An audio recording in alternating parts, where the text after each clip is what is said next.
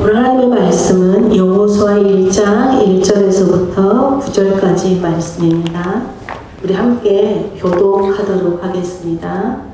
여호와의 종 모세가 죽은 후에 여호와께서 모세의 수종자 눈의 아들 여호수아에게 말씀하여 이르시되 내 종 모세가 죽었으니 이제 너는 인생과 함께 일어나 내 나라를 건너 내가 그들에게 인생 정에게 주는 땅으로 가라. 내가 모세에게 말한 바와 같이 너희 발바닥으로 밟는 곳은 모두 내가 너희에게 주었노니 곧 광야에 내가는 건 건강한 육인간에 대한 것에서 내 사랑의 땅 또 떼지는 좀 배에까지 너희의 병거가 됐다. 내 평생에 너를 능히 대적할 자가 없으리니 내가 모세와 함께 있었던 것 같이 너와 함께 있을 것임이니라. 내가 너를 떠나지 아니하며 버리지 아니하리니 하고 감사하라. 내가 내 손에 인생하여 그들에게 주야 땅을 이 백성에게 차지하게 하리라. 오직 음. 강하고 극히 담대하여 나의 종 모세가 내게 명령한 그 율법을 다 지켜 행하고 우로나 좌로나 치우치지 말라. 그리하면 어디로 가든지 형통하리니 이 율법책을 내 위에서 받는 자여하며 주야로 그것을 묵상하여 그 안에 기록된 대로 다 지켜 행하라. 그리하면 내 길이 평탄하게 될 것이며 내가 형통하리라. 내가 내게 명령한 것이 아니냐. 강하고 담대하라. 두려워하지 말며 놀라지 말라. 내가 어디로 가든지 내 하나님 여호와가 너와 함께 하리라 하시니라. 아멘. 우리 부하라 선교사님 나오셔서 하나님이 격려하십니다 라는 제목으로 말씀 나눌 때 큰 은혜가 함께하길 축복합니다. 아멘. 너무 반갑습니다. 너무 예뻐요, 진짜. 저희는 지금 태국 방콕에서 저희도 이제 교회를 하고 있는데, 중국인 교회 하고 있는데, 거기에 보면 우리가 이제 밑에가 이제 약간 4개의 사무실이 있어요. 이제 그냥 빌려주는 거, 렌트가 한 곳을 우리가 쓰고 있고, 위에는 전부 대학생들이 원룸 치고는 방 하나, 침실 하나, 그 다음에, 예.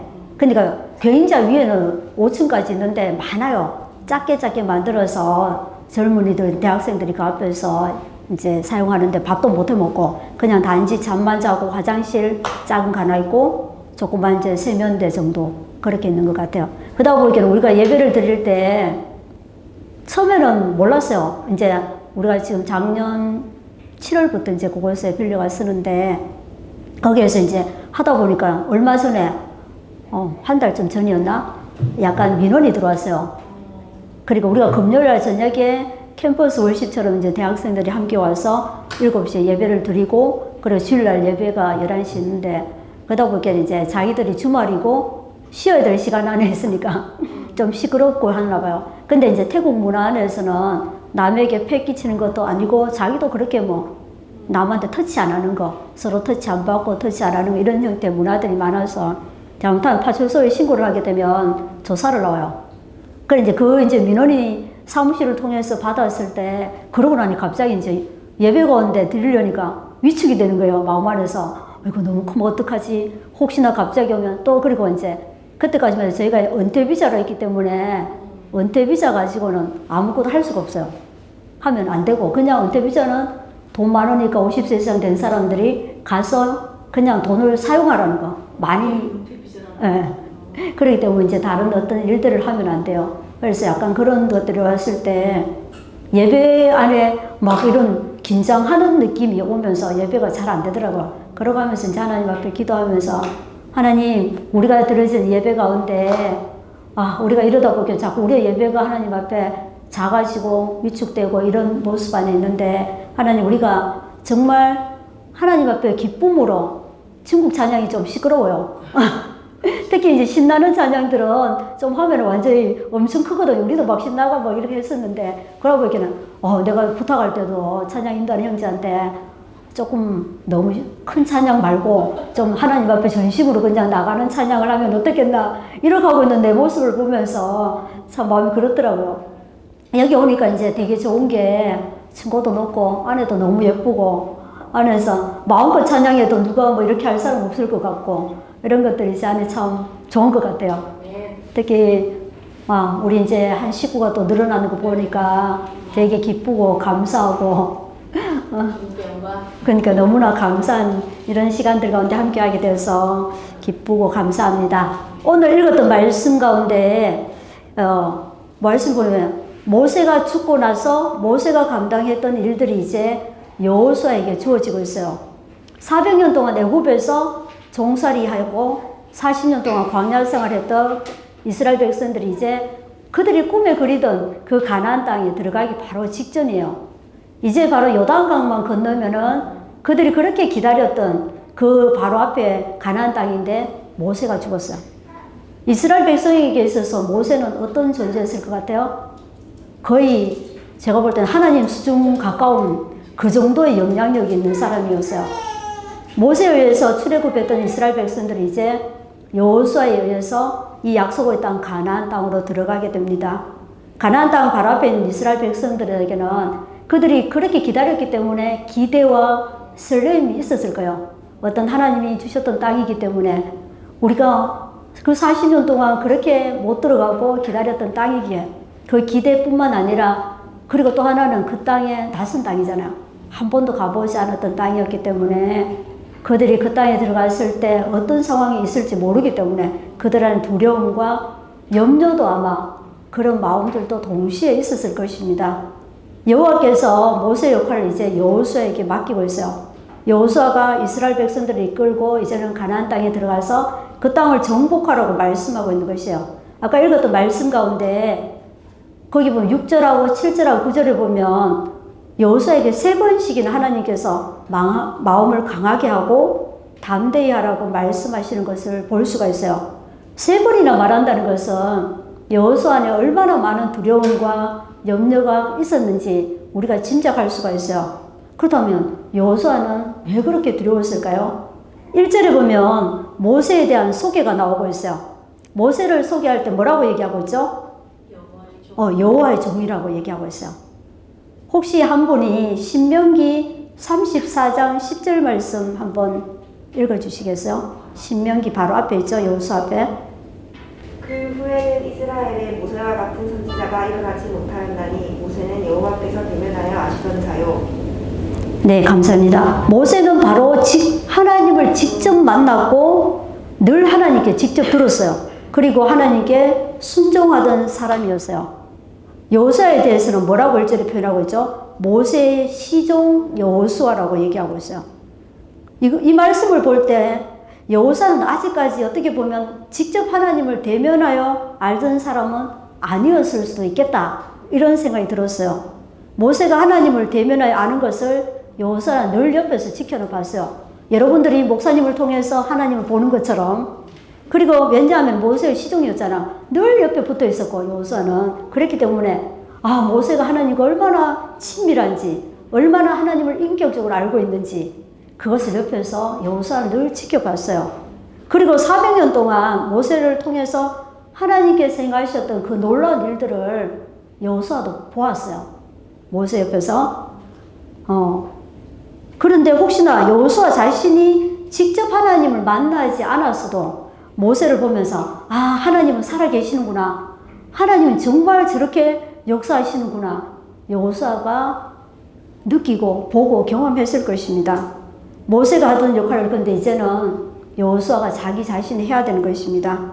그 안에 이제 갑자기 엄청난 두려움과 부담감이 있었을 것 같아요. 이 많은 백성들을 가나안 땅에 데리고 들어가야 되고 그리고 가나안 땅에 들어가서는 정복 전쟁도 해야 하고 또 수많은 어려운 일들 앞에 놓이게 되어 있는 상황이거든요. 그래서 지금까지는 모세가 하나님께 듣고 여호수아에게 이렇게 해라 했을 때 여호수아는 그냥 단순하게 순종만 하면 됐어요. 여호수아는 순종 잘하잖아요. 그래서 모세가 하나님 앞에 직접 대면하고 듣고 말했을 때 여호수아는 늘 그렇게 순종하기만 했던 그런 사람이었어요. 우리가 예수님을 믿고 예수님과 동행한다고 말을 하지만 많은 사람들 안에 보면 그것이 말과 삶의 실제가 되지 못하고 있는 것을 볼 수가 있어요. 교회에서 열심히 섬기고 봉사하고 예배드리고 그래 기도도 열심히 하고 어떻게 보면 그 사람 볼 때 특별한 문제가 없는 것처럼 보이기도 해요. 저도 코로나 상황을 지나면서 제 안에 제 신앙의 밑바닥을 본 것 같아요. 열심히 사역하고 사람들과 함께 있을 때는 내가 뭔가를 잘하고 있고 내 믿음이 좀 그럴듯하고 것 같았어요. 그리고 또 선교사의 삶을 사는 자였잖아. 근데 중국에서 제가 2018년 말에 이제 비자발적으로 철수를 하게 되고 새로운 선교지로 나가려고 했던 그 계획들이 갑자기 코로나가 오면서 제가 못 나가는 상황이 되었어요. 그랬을 때 제 삶 가운데 모든 것들이 다 멈춰버린 것 같은 그 시간들이 있었어요. 특히 이제 제가 고향이 대구잖아요. 대구에서 코로나가 시작이 되었고, 그래서 그때 3월 2일 날 나가기로 했는데 2월 달에 하여튼 코로나가 터졌어요. 그리고 비행기가 이제, 그래가 취소를 하려니까 아직까지 항공사에서 이제 여행사에서 취소 자기들이 무료로 그렇게 못 해준다고 하더라고요. 그래서 제가 저 대구에 사는데 못 나가는데 어떡하죠? 가기에는 그렇게 취소해 준대요. 그래서 그 시간들 안에 대구 안에 있을 때 그때 모든 것들이 다 멈췄어요. 길거리가 갑자기 너무나 조용해지고 거리에 사람들이 없었어요. 교회도 갈 수 없고 내 자유롭게 사람들을 만날 수도 없고 모든 것들이 자유롭지 못한 상황에서 홀로 있는 시간들이 길어지면서 제 안에 참 어려웠어요. 이 코로나 상황이 언제 끝날지도 모르는 상황이었고 또 그런 불확실한 상황 가운데 염려와 두려움들이 저를 이제 막 지배하기 시작했어요. 이러다가 정말 내가 선교지로 갈 수는 있을까? 어떤 내 안에 염려들, 가만 보니까 나이도 이제 점점 늘어가고 몸도 연약해지는 것 같고 또 새로운 땅에 또 새로운 곳에 가서 새로운 언어와 문화와 그 모든 것들을 새로 시작해야 된다는 자체가 제 안에 또 어떤 두려움이고 염려들이 근심이 되었던 것 같아요. 그리고 이제 제가 그때 한국에 있는 그 시간들 안에 어머니가 또 소천하셨고 지나고 보니까 그런 시간들 안에 또 참 감사했더라고요. 내가 못 나오고 힘들었는 만큼 돌아보면 하나님 그 시간들 안에 주셨던 시간들이었고 그리고 또 제가 나가려고 보니까 아버지가 이제 홀로 계셔야 되고 그런들 안에 제 안에 여러 가지 그 두려움들이 제 안에 나를 무기력하게 만들고 낙심하는 마음과 염려하는 마음들이 제 안에 있더라고요. 중국 안에 있었을 때와는 또 다른 그 긴장감과 그 다른 두려움이 내 안에 있는 것을 보게 됐어요. 두려워한다는 것은 내 안에 이렇게 보면서 내가 왜 이렇게 두려워하고 있지? 중국 안에 있을 때는 저의 모든 그 주제가 두려움이었거든요. 긴장이고 대문을 나갈 때는 어디를 갈 때는 늘 그것들이 제 안에 따라다녔었고 그런 시간들이었는데 내가 한국에 와 있는 상황에서 왜 이렇게 두려워하고 있지? 두려워한다는 것은 내가 결국은 하나님을 신뢰하고 있지 않구나 이런 마음들이 제 안에 있었어요. 그럴듯하게 포장되어 있던 내 믿음의 어떤 거품들이 빠지기 시작하면서 있으면서 내 믿음의 그 실상들을 보기 시작했어요. 하나님과의 친밀감, 어떻게 보면 모세가 하나님을 대면하여 만났던 그 믿음, 하나님을 신뢰하는 그 직접적으로 하나님과 교제하는 그 믿음이 내 안에 없을 때 제가 두려움에 휩싸이는 것을 알게 되었어요. 결국 내가 두려워하고 있다는 것은 하나님 하실 것에 대해서 내가 신뢰하지 않고 있구나. 그 마음을 이제 제가 보게 되었어요. 10명을 가난한 정탐꾼들은 하나님을 신뢰하기보다 자신들의 앞에 놓여있는 상황과 문제들을 바라보면서 그들이 두려움에 갇혀서 자기들은 절대로 그 땅에 못 들어간다. 그 땅에 아낙 자손도 있고 그 성도 너무나 커 보이고 하나님이 약속하셨던 땅일지라도 우리는 그 땅을 결코 취할 수 없다는 그런 부정적인 결론에 이르렀었잖아요. 그들이 하나님을 신뢰하지 않았기 때문에 그들은 결국은 그 이후에 40년이란 광야 생활을 할 수밖에 없었던 것입니다. 그들이 고백했던 그 믿음대로 이스라엘 백성들은 광야 생활을 하게 되고 그 사람들은 여호수아 갈렙을 제외하고는 아무도 그 약속의 땅에 들어갈 수가 없게 되었어요. 하나님을 대면하여 아는 믿음이 아니면은 우리가 해결할 수 없는 많은 일들을 인생 가운데 만나게 되잖아요.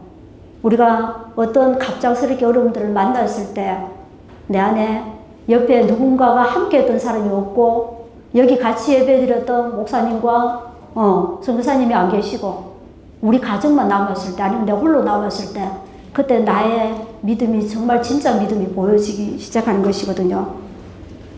근데 지금 여호수아 안에도 자기 옆에 늘 함께 있을 것 같았던 모세가 갑자기 이제 떠나게 되면서, 그리고 많은 사람들이 이 모세를 바라봤던 그 백성들이 이제 여호수아에게 집중하고 있는 것이에요. 자기에게는 그만한 능력이 없는 것 같아 보이고, 자기 안에는 막 두려움과 염려와 어떻게 하지 하는 그 마음이 있는데, 더 이상 의지할 모세도 없어서 여호수아 안에는 많은 영적인 중압감들이 있었던 것 같아요. 하나님 죽은 것도 아니고 모세가 단지 죽은 거잖아요. 그럼에도 불구하고 여호수아 안에는 굉장히 그 압박감들이 많이 있었던 것들로 보여지고 있습니다. 우리가 어떤 어려움을 만나고 또 시험이 올 때마다 우리가 두려움과 염려가 생기고 우리 마음이 낙심이 되고 내가 우울과 여러 가지 힘든 시간 가운데 뒤로 물러나려고 하는 마음들이 많이 생기잖아요. 왜 그럴까요? 모세처럼 바로 하나님을 대면하는 믿음이 아니기 때문이에요. 어떤 목사님, 부모님을 통한 믿음, 다른 누군가의 좋은 설교를 통한 나의 종교적인 어떤 열심을 통한 믿음이기 때문이라는 것이에요.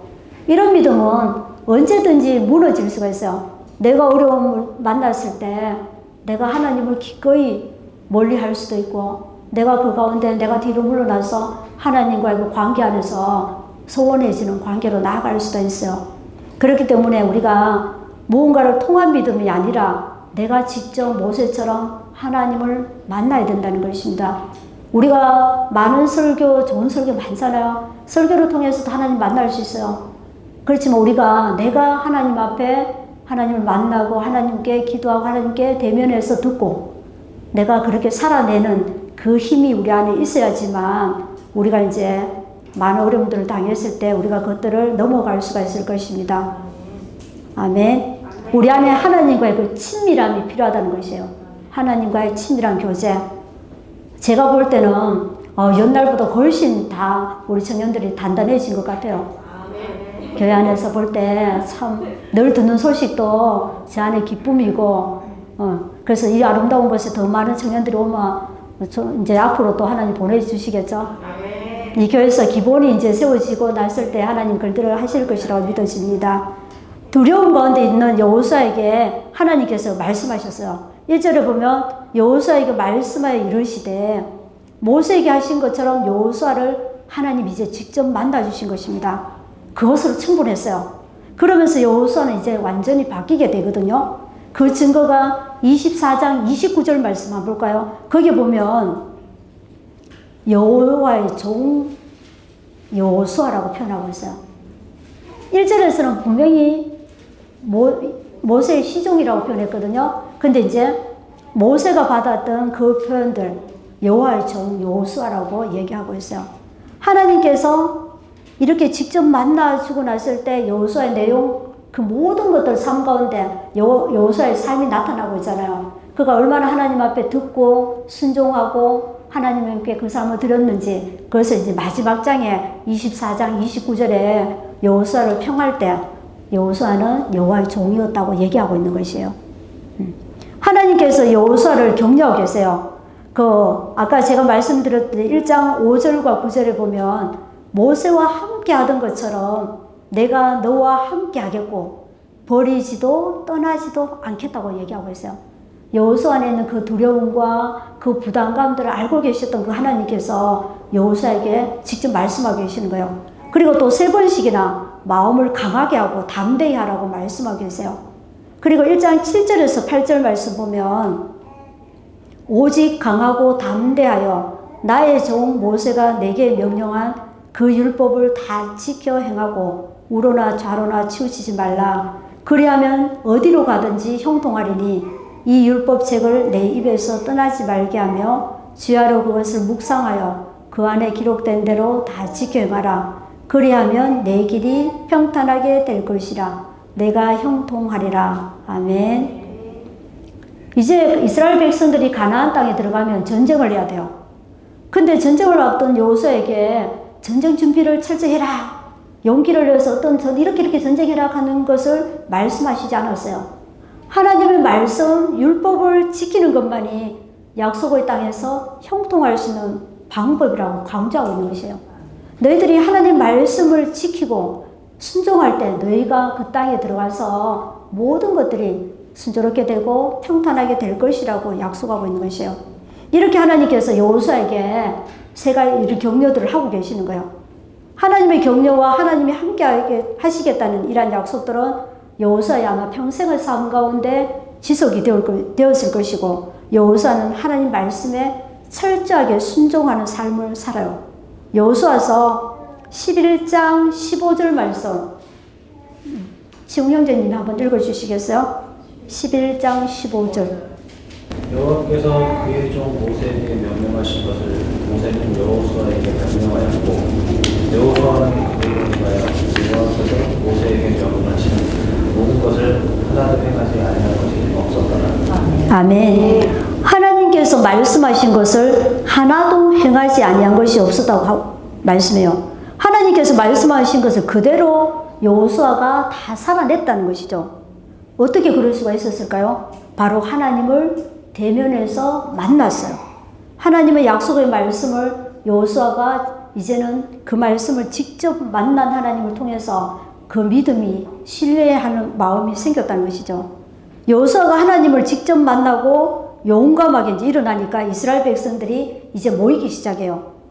1장 10절에서 15절 말씀에 보면, 제가 읽지는 않겠어요. 하나님의 격려로 힘을 얻은, 이제 거기 보면 이스라엘 백성들이 함께 동편에 있는 그 사람들, 우리도 함께 가서 우리가 끝까지 당신을 지지하고 하겠다고 얘기하고 있어요.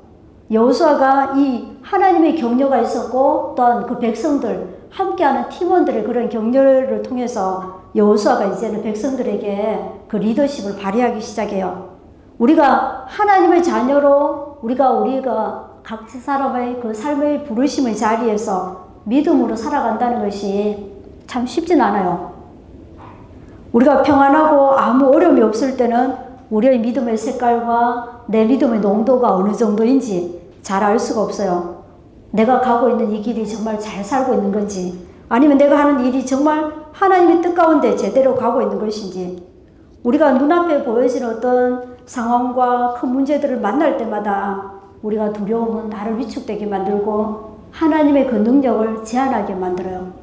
두려움은 하나님을 향한 거룩한 열정, 시도 자체를 우리 안에서 중단되게 만듭니다. 그리고 16절에서 18절에 보면 하나님의 격려가 있었고, 그 다음에 이스라엘 백성들의 공동체 안에 격려가 있었어요. 리더에게는 함께하는 자들의 지지와 격려가 굉장히 중요해요. 제가 알기로는 늘 그 이쁜 교회 우리 성도님들은 목사님을 너무 사랑하고 잘 격려하는 사람들인 것 같아요. 아멘. 목사님도 바로 선교사님도 그런 분이시고, 한쪽 방향에서는 아니거든요. 항상 함께 하는 우리의 영적인 리더들이 그렇게 행할 때 또 우리가 함께 교회 안에서 그 아름다운 모습들이 보여지고 있는 것 같아요. 우리가 처음 리더가 되었을 때, 특히 저도 이제 처음 나가서 리더로 사역을 시작했을 때 그 모든 보여지는 상황들이 굉장히 부담스러워요. 그 재정과 모든 사람들과 보여지는 그 모든 것들 안에서 갑자기 그게 중압감으로 나를 누르기 시작했을 때 굉장히 더 가뜩이나 작은데 점점 제가 영적으로 더 작아지는 같은 사람이 된 것 같았어요. 근데 그때 함께하는 동력하는 우리 지체들의 그 지지, 격려, 이것들이 굉장히 힘나게 만드는 것 같아요. 그들이 할 수 있다, 함께 기도하면서 음성 듣고 함께 하고 할 때 굉장히 힘이 되는 것 같았어요. 하나님과 백성들의 격려로 인해서 여호수아는 가나안 땅을 정복하게 되고 그 땅을 분배하는 사명을 온전히 이루어갈 수가 있었어요. 제가 이제 태국에 들어간 지 만 1년이 조금 지나고 있어요. 그 땅은 되게 더워요. 1년 내내 무더운 곳인데, 한국 들어오니까 한국말은 나라가 없어요. 외국에 살아보면서 느끼는 게 이렇게 아름다운 곳, 살기 좋은 나라는 별로 없는 것 같아요. 그러니까 제가 들어올 때 그때 온도가 3월 말에 35도에서 한 36도 됐거든요. 그러니까 갑자기 한국 오니까 너무 추운 거예요. 그래서 집에 와서 또 특히 막 날씨도 흐리고 이러니까 막 어떤 데 10도도 채 안 되고 이러니까 너무 춥더라고요. 그때는 막 우리는 여름이 시작이 됐고, 그러면서 집에 와서 막 보일러를 막 틀었어요. 추우니까 이 몸이 막 장판 깔고 해도 막 몸이 자체가 춥더라고. 그러면서 그랬더니 우리 아버지가 날씨도 안 추운데 뭘 보일러를 자꾸 틀어. 아버지 나는 추운데 가면서 한 번씩 아버지 없을 때 한 번씩 틀고. 그래서 걸어가면서 태국 안에는 이 1년이 지나면서도 열대 기후에 잘 적응이 안 되더라고요. 제가 처음 들어가서 일주일 만에 이석증이 왔나? 너무 덥고 에어컨도 우리는 또 3월에는 안 더운 시간 제가 또 들어갔을 때 거기는 이제 한여름이 시작되는 시간이었거든요. 그러다 에어컨을 계속 트니까 에어컨 바람이 또 목도 막 잠기게 만들고 그러다 보니까 저는 몰랐는데 어느 날 갑자기 자고 일어났더니 이게 막 고개를 밑으로 할 때마다 막 바닥이 막 뱅글뱅글 돌더라고요. 근데 다행히 그 병원에 갔을 때 뭐 의사가 뒤로 탁 눕듯 하더니 바로 그게 빠졌던 돌이 들어갔어요. 너무 감사하게도. 걸어가면서 그리고 또 열대 이게 습하고 더우니까 몸에 자꾸 가렵고 약간 도도한 거 있잖아요. 그런 거. 그게 계속 나는 거예요. 그래서 계속 피부과 연고를 자꾸 이제 많이 바르게 되고 모기가 또 많아서 주변에가 이제 뒤에 바로 수로가 있고 집집마다 식물들을 굉장히 많이 키워요. 그러다 보니까 모기들이 많아서 하루에 몇 방 물리는 거는 기본이에요. 약 바르고 또 나고 또 물리고 이렇게 하니까 혹시나 나쁜 목이 있을까 걱정도 되지만 그러니까 열대 기후에 잘 적응이 안 돼요. 아직까지도. 그러니까 면역력도 좀 떨어지기도 하고 그런 시간들인데 그리고 저희는 이제 아까 말씀드렸듯이 대학교 앞에서 처음 하나님께서 이제 중국에서 철수한 이후에 우리가 중국 안에서 많은 팀이 함께 팀 사역을 했었거든요. 그 사람들 안에 우리가 이제 나오면서 하나님 주셨던 마음들이 어떤 그림을 주셨던 것이 중국 대륙왕과 방콕 태국과 그 다음에 말레이시아 쿠알라룸푸르로 지금 이제 3가정이 들어갔어요. 또 한 가정이 들어갈 것이고 많은 팀들 안에 이제 팀 사역하는 게 이렇게 끝까지 이렇게 아름답게 가는 팀이 잘 없어요. 근데 저희는 이제 계속 그렇게 함께 오면서 기도하면서 되게 가족 같고 그리고 이제 이 하나님 트라이앵글 사역 네트워크 사역에 대해서 말씀하셨어요. 지금은 중국 안에서 실질적으로 선교사가 거의 1~2%밖에 안 남았을 것 같아요. 모든 선교사들이 그 위에도 계속 나가긴 사업하는 사람들까지 지금 계속 나가고 그런 상황인데 안에 있는 우리가 이미 세워놓은 현지인 리더들, 사역자들이 있고 그리고 그 안에서 할 수 없기 때문에 우리가 그들이 밖으로 나와서 우리가 안에서 이제 훈련을 하고 여러 가지 일들을 하면서 또 말레이시아까지 이제 아우리치를 보내고 이런 어떤 트라이앵글 사역에 대해서 말씀하셨어요. 그래서 지금 이제 작년 제가 들어갈 때로 해서 시작해서 여러 가정들 이제 거의 다 나갔어요. 나갈 사람들은 한 가정 지금 비즈니스 비자로 이제 그 뱀 사역 하려고 말레이시아 쪽에 한 가정이 이제 아마 곧 들어갈 것 같고 나머지는 다 들어갔는데 걸어가면서 하나님께서 저는 이제 제가 들어갔을 때 그곳에 이미 한 가정이 저희보다 1년 일찍 중국에서 나올 수밖에 없어서 그러고 나서 이제 태국에 들어가 있는 가정이 있었어요. 저도 처음에는 말레이시아로 들어간다고 하나님 앞에 그렇게 이제 받아서 그 팀으로 같이 가는 거니까. 근데 그 이후에 거의 3년 가까운 시간을 한국에 있게 되면서 하나님 중간에 저에게 어떤 새롭게 말씀하신 시간들이 있었어요. 그러면서 나를 왜 태국에 보내셨는지 그걸 알게 되더라고요. 그러면서 저는 이제 방콕으로 들어갔는데 들어갔을 때 그 가정이 이미 이제 교회를 하고 막 시작했었어요. 중국 대학 유학생들을 대상으로 하는 그 전도하고 그들을 이제 함께 예배하고 함께 그 일들을 하는 일들을 저도 이제 들어가자마자 같이 일을 시작하다 보니까 조금 더 힘들었던 것 같아요. 보통 이제 적응하고 하는 시간들이 보통 1~2년은 가지거든요. 그런 시간들이 있으면서 저는 이제 우리가 또 밥을 해야 되고 그게 적은 일은 아니에요. 2번 금요일 저녁하고 주일 예배를 하니까 그 식사 준비를 더운데 막 아침에 막 주일날에 새벽까지 일어나서 이제 반찬 해갖고 밥은 교회 가서 하고 밥을 하는데 그러니까 이런 막 에너지 소모도 많고 기쁨도 있지만 또 여러 가지 그런 시간들이 있었는데 교회를 지금 함께 섬기고 있어요. 그리고 저 안에 하나님 주셨던 마음들이 우리가 그 땅을 떠나올 때 주셨던 그 마음이 하나님께서 너희가 떠날 때 너희가 움직일 때 이들도 함께 움직이게 될 것이라 그 마음을 주셨었거든요. 그들이 걸어가면서 오랜 시간이 지났자 우리도 못 나오고 그들도 못 나오고 근데 이번에 이제 작년부터 시작해서 지금 중국 우리 함께 사역했던 거의 10년 이상 함께 동역했던 스태프들이요. 그들이 지금 5가정이 지금 태국으로 나왔어요.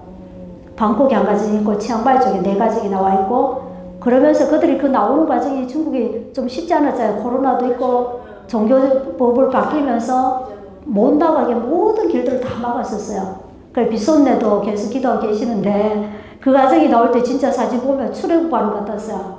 자기 고향에서 출발해가 오는 데까지 4박 5일 걸렸어요.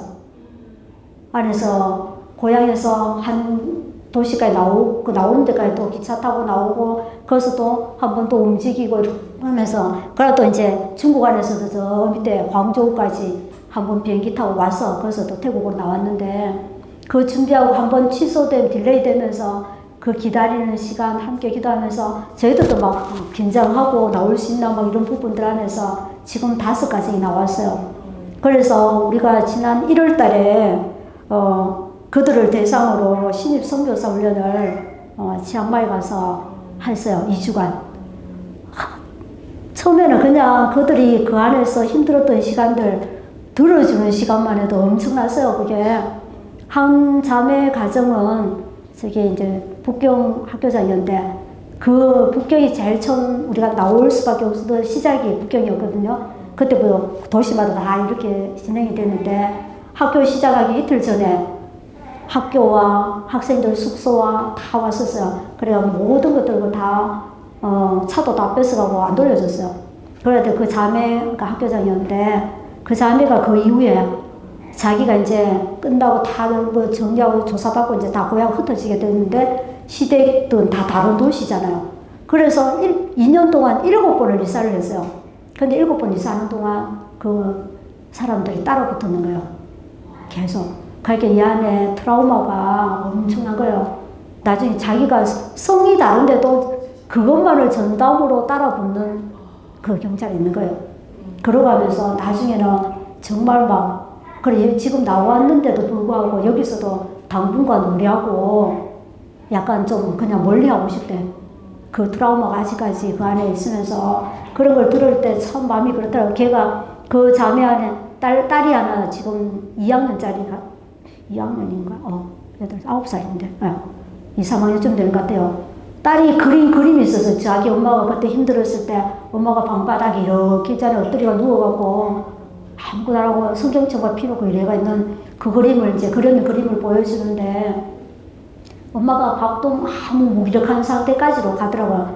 그게 자기가 그것도 전혀 다른 성으로 멀리까지도 이사를 가고 하는데도 계속 따라 붙으면서 여러 가지 힘든 시간들을 겪었고, 그러고 이제 이들 안에 우리가 떠나고 났을 때 마치 부모가 자식을 두고 가버린 느낌이었대요.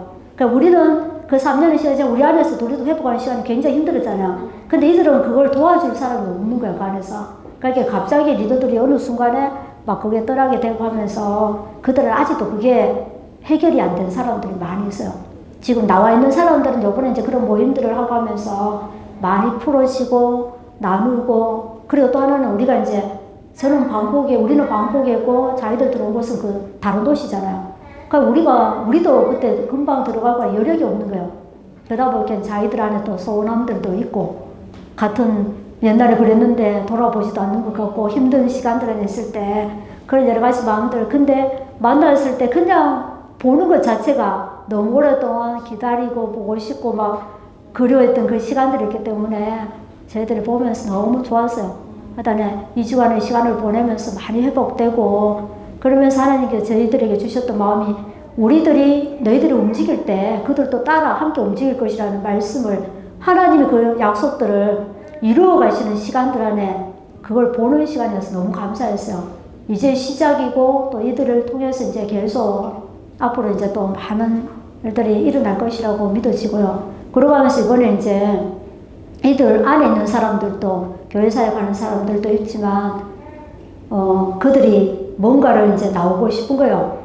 잠깐이라도. 왜 그러냐면 서로가 만나서 의논하고 어떻게 할 것인지, 그 안에 그렇게 열심히 살았고 사역했던 것들이 자기들 보니까 다 중단되면서 뭐 지금 아무것도 안 하는 것 같이 느껴지잖아요. 그러니까 이래가 되겠다는 그런 막 염려들 막 있으면서, 이번에 여름에 이제 애들이 방학하면 이제 핵심 리더들 중심으로 모르겠어요. 한 10가정 정도 될 것 같은데, 이번에 이제 한번 모이기로 했어요. 저희 사는 곳 쪽에서. 그러고 하면서 이제 함께 안에 있는 그들에게 또 들어주고, 함께 또 풀어주고, 그러고 또 앞으로 우리가 어떤 일들을 할 것인지 함께 나누고, 그런 시간들을 지금 이제 가지려고 그러고 있어요. 그리고 이제, 또 하나는 이제 우리에게 주셨던 마음들이 이제 한 10월이나 11월 정도에 제자훈련 사역을 시작하려고요. 이게 훈련 사역을 시작하지 않으면은 사역자가 일어나지 않고 사람이 세워지지가 않고 여러 가지 그런 시간들 안에 있어서 이제 시작은 우리가 해야 될 것이라고 여겨지고 뒤에 처음 시작은 우리가 하지만 이제 앞으로 어떻게 할 것인지 그거는 이제 계속해서 하나님 하신 시간들 안에 있고 그래 일단은 이번 하반기에 이제 하려고 계획 준비하고 있어요. 안에서 있는 사람들이 모집하고 안에서 못하기 때문에 제 신분의 정체성을 얘기할 때도 저는 그래요. 제가 태국에 살지만 저는 비거주, 중국에 거주할 수 없는 비거주 중국 선교사라는 저는 어디 가도 이제 그렇게 나누거든요. 제가 태국 가서 태국 언어를 많이 배워가 그들을 대상으로 사역하는 것이 나의 아니고 하나님도 제게 주셨던 마음이 제가 2008년도에 그 땅에 북경올림픽 때 그때 들어갔을 때 하나님이 마지막 세대 안에는 이들을 사용하신다고 분명히 말씀하셨고 온 세계가 그때 얼마나 많은 사람들이 그 땅을 위해서 기도했잖아요. 근데 지금 이렇게 봤을 때는 중국에서 다 철수하고 났을 때 선교사가 없으니까 중국을 위한 기도가 없어요. 안에서 우리 교회만 봐도 그렇고 관심이 없어. 그러니까 또 이들이 너무나 많은 잘못하고 사람들에게 미친 영향력들이 있잖아요. 그런 부분 때문에 여러 가지 많은 그 얘기들 좋지 않은 영향력들 때문에 가리고 있는데 그럼에도 불구하고 하나님께서 그들을 사용하신다고 말씀하셨거든요. 저는 그것을 신뢰하고 있고 그러면서 저에게 주셨던 마음이 이들이 이 태국이라는 허브 통로인 거야. 여기가 종착지가 아니고 그들은 여기에 나와서 훈련받고 이들이 세워지고 이들이 각자의 부르심의 나라로 나가게 하는 것. 그것이 마지막 나의 부르심이라고 저는 이제 받고 있거든요. 그러면서 이들 안에는 지금 한 가정은 남미 페루에 대한 나라에 대한 마음이 있고 한 가정은 시리아에 대해서도 있고 그리고 한 가정은 또 태국 남쪽의 무슬림에 대한 걸 준비하고 있고 그들이 안에서 우리가 마지막 그 세운 역할들을 못했기 때문에 선교사로서 어떻게 살아야 될지 그 일들을 이제 계속 우리가 할 것이에요. 1년에 한 번은 제자훈련 사역을 하고 한 번은 선교 훈련하는 그 일들을 지금 이제 할 것인데 세계 지역 연합에서 함께 이렇게 할 것이에요. 그러고 하면서 제 안에 하나님께서 제가 그랬어요. 이들 대상으로 그때 강의하면서 그 마음을 나눴어요.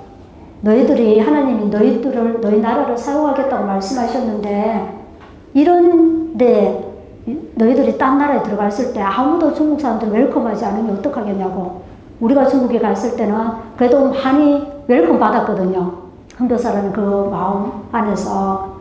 그러니까 그 영향력이 흘러갈 수가 있는 건데 중국이라는 그 사람들이 어디 갔을 때 보여지는 그 모습 때문에 너희들이 선교사로 나가도 그 땅에 그 하나님의 복의 통로로서 축복의 통로로 설 수가 없다고. 그러기 위해서 너희가 기도할 때 너희 나라가 복받아야 되고 너희 나라가 바뀌어야 된다는 거. 그것에 대해서 함께 자기들도 자기 나라가 어떤지 알아.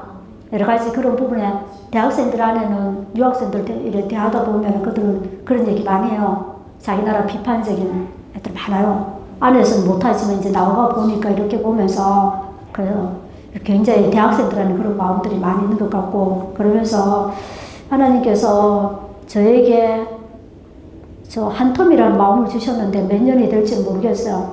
이들이 선교사로서 어느 기반이 세워지는 그 시간들까지로 저는 보고 있는데 그들 가운데 저를 그 땅에 부르셨고 그러고 하면서 하나님 이제 우리가 1년 지나고 하면서 준비되고 이제 올 가을부터는 이제 그들을 시작하게 하실 것이라고 믿어집니다. 그래서 저도 부탁하고 싶은 것은 선교사 이제 중국에 대한 그 마음들 제가 코로나 때 되고 있으면서 되게 힘들었던 것이 그 코로나가 시작이 우한이었잖아요.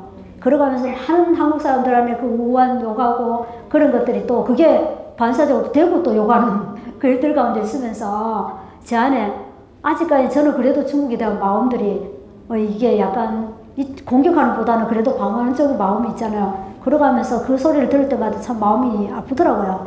그리고 또 대구 있으면서 그 또 할 일이 없으니까 그 댓글과 이런 것들을 좀 많이 봤어요. 보다 보니까.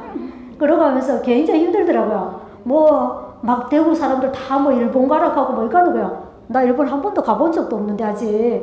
내가 뭔 그 때문에 막 그런 것들을 보면서 마음이 참 많이 상했고 힘들었던 것 같아. 그런 것들 때문에. 그러고 하면서 이 중국에 대해서 하나님이 포기하시지 않는다면 우리도 포기하지 않았으면 좋겠다는 거.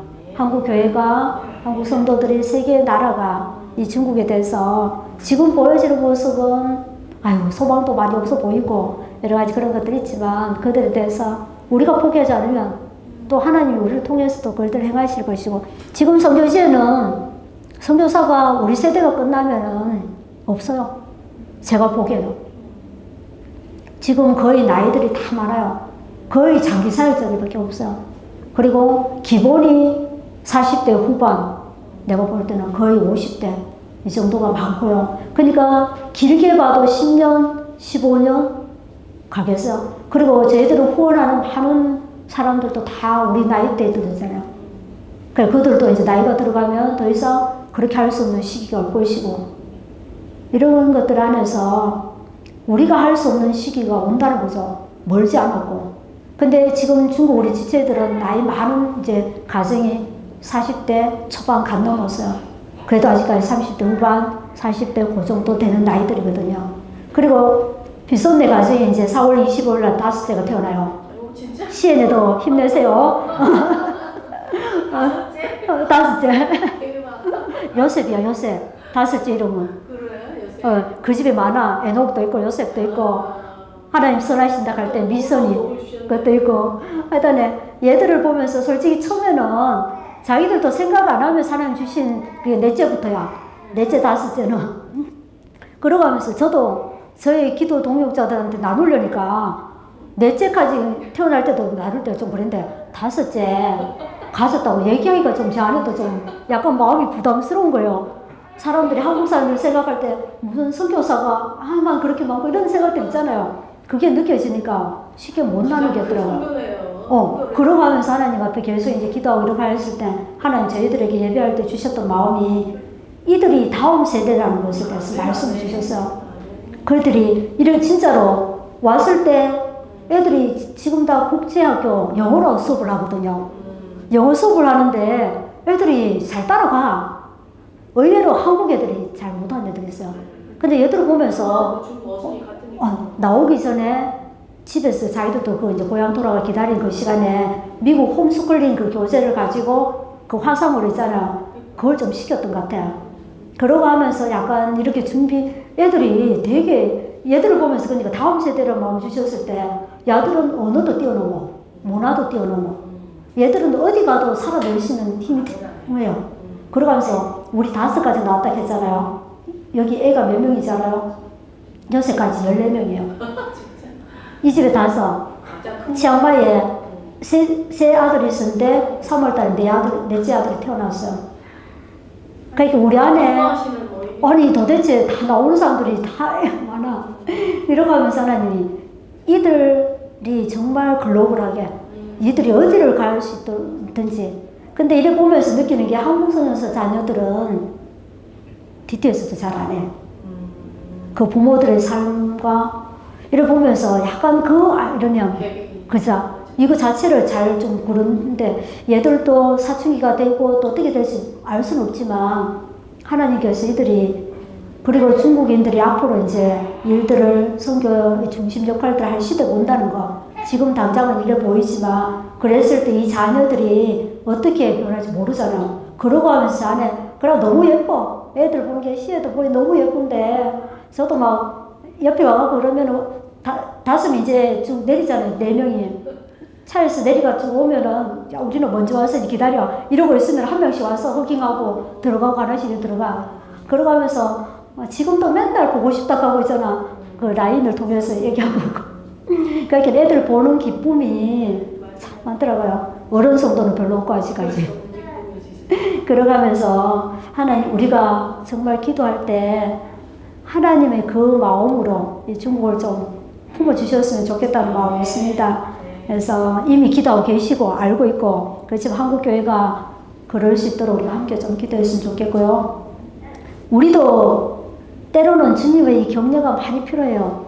하나님의 격려가 필요하고 사람들이라는 것이죠. 우리가 힘들고 어려움을 만날 때마다 하나님이 그 친밀하게 나와 만나주셨던 그 기억이 없으면 우리는 흔들릴 수밖에 없거든요. 그러고 나서 주님이 우리를 격려하고 계세요. 내가 너와 함께 할 것이기 때문에 네가 두려워하지 말고 마음을 강하게 하고 담대히 하라고 말씀하고 계세요. 혹시 이 시간 우리 안에 내 삶 가운데 내 앞에 만난 상황들이 혹시나 두려움과 낙심과 염려들이 있는 사람들이 있을 것이요. 저도 또 여전히 또 앞을 보면 또 있어요.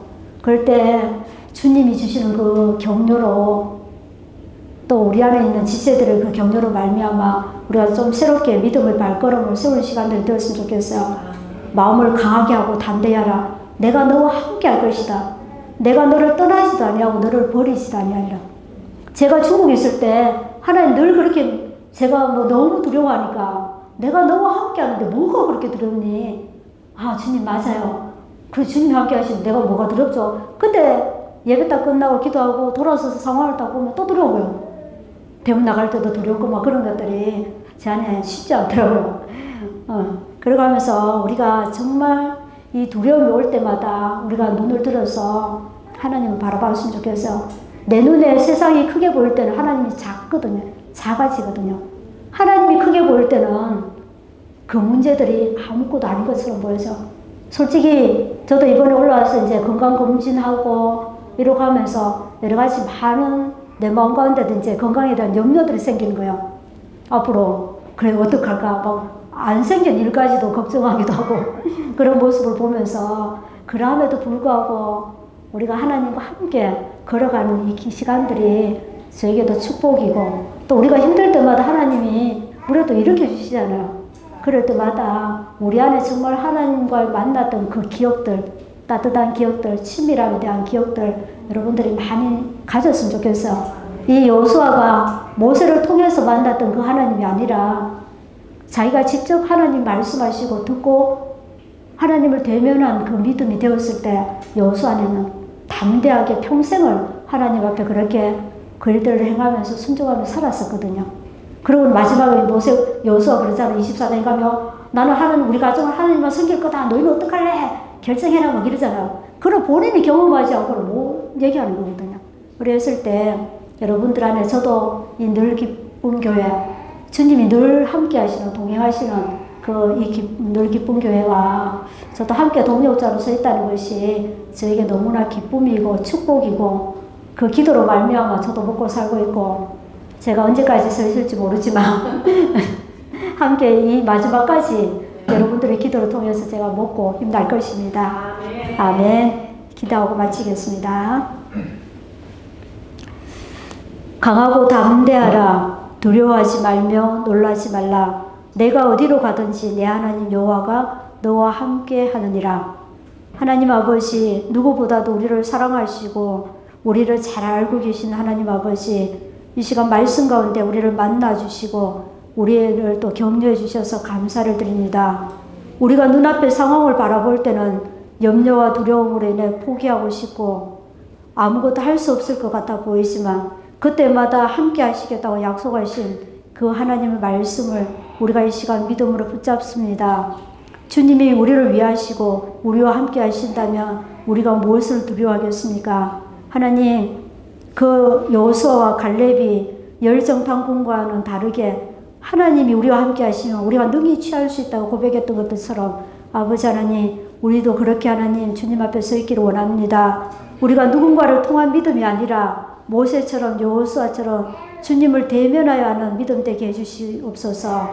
우리 안에 계속해서 믿음의 돌파가 일어나게 하시고 하나님 주시는 위로와 평강이 늘 우리와 함께 하게 해주십시오. 하나님, 이 교회 가운데 날마다 기름 부으시고 이곳을 통해서 더 많은 영혼들이, 더 많은 생명들이 하나님의 자녀로 새롭게 태어나고 새롭게 하나님 기쁨으로 세워져가는 아름다운 교회 되게 도와주시옵소서. 하나님 감사하며 모든 영광을 주께 올려드리며 예수님 이름으로 기도하였습니다. 아멘.